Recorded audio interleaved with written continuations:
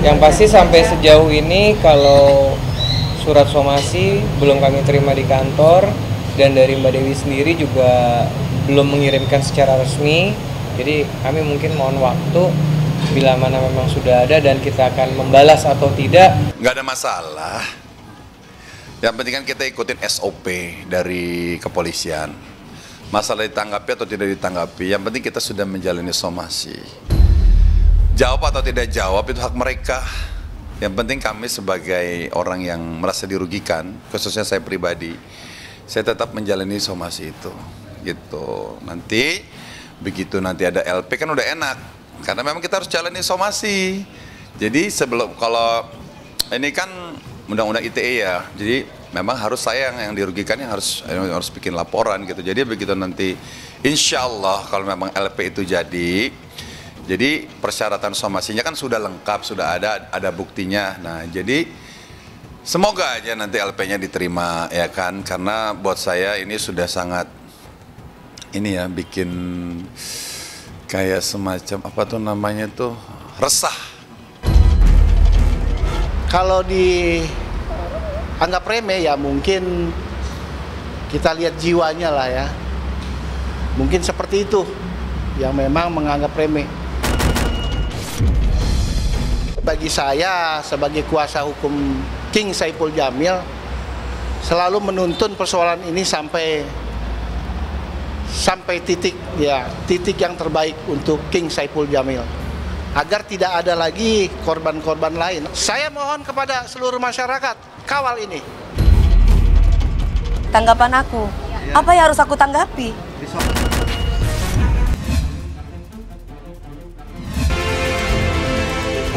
Kalau untuk proses pemeriksaan klien kami, Mas Wirgon, itu masih kita melengkapi saksi-saksi dan juga bukti.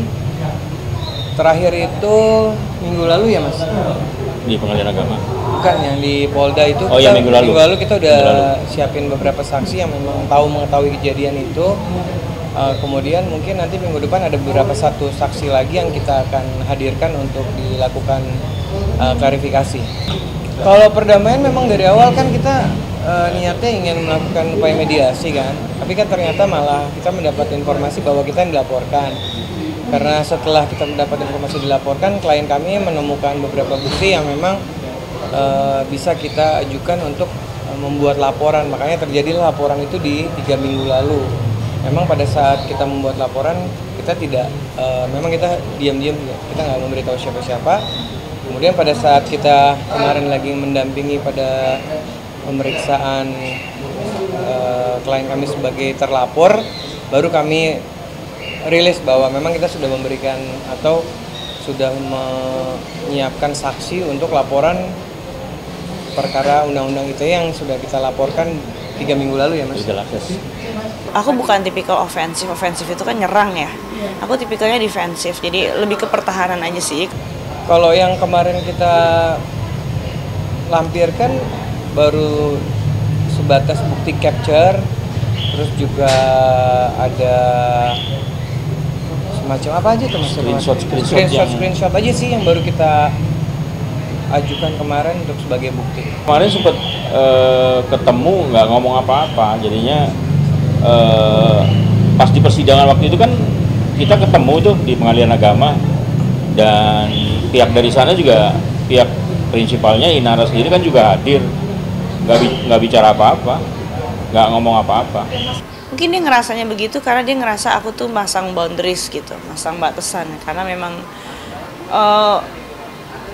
kalau orang yang gimana sih, kalau kita merasa orang ini toxic, orang ini enggak, orang ini bawa pengaruh yang buruk gitu buat kita, bad influence, ya masa kita harus pasrah. Berarti kamu Kita kan harus kasih batasan kan. Jadi mungkin itu boundaries itu yang mereka anggap seperti kok kayak sombong ya, tapi sebenarnya enggak, itu batasan, barrier. Emang sengaja aku pasang barrier. Ya, biar anak aku bangga juga lah sama ibunya. Aku harus tunjukin ke mereka bahwa hidup itu nggak bisa selalu sesuai keinginan kita. Bahwa kita tuh harus tetap struggling, kita harus tetap berjuang gitu. Tentunya berjuang di jalan Allah.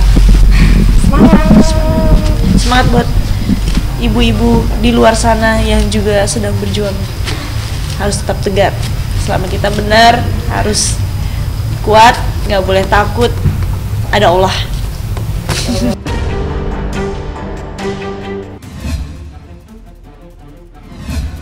Pas di depan terpadu jantung, pas ada TV, itu kamar jenazah, ini tempat jantung.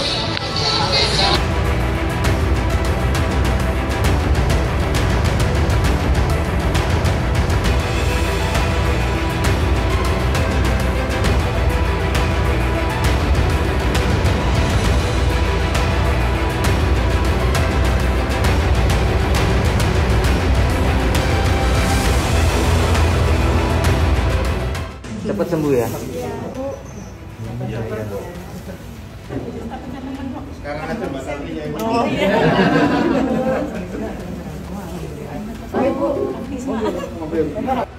Direktur Rumah Sakit itu ingin satu promosi juga, yang kedua ya tasyakur atas beberapa capaian-capaian.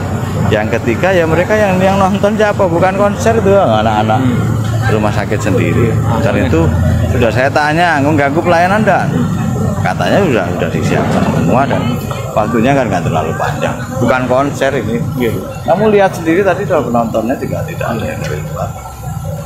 Nah, saya nggak tahu kalau undang kota apa.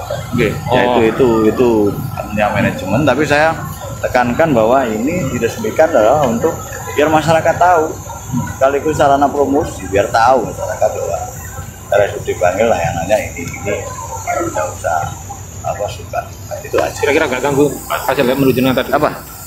Menuju nggak ganggu pasien nih? Loh, saya yang pertama saya tekankan untuk melaksanakan ini mengganggu pelayanan pasien enggak, dan mereka memastikan tidak terganggu. IGD juga sedang dalam renovasi, sound systemnya juga bisa dicek, jadi tidak terlalu. Dan juga kita juga ngeband secara legal kok. Gitu. Kita bermusik secara legal, kita menghibur banyak orang. Ya kan kita nggak ilegal ya. Dan kita menjalankan kegiatan hibur-menghibur ini juga saya rasa tidak ada kita melanggar hukum tuh tidak ada. Melanggar undang-undang pun juga tidak ada. Jadi kita sepakat bertiga ya tetap manggung, tetap menghibur karena ya orang-orang yang minta dihibur ya kita hibur ya.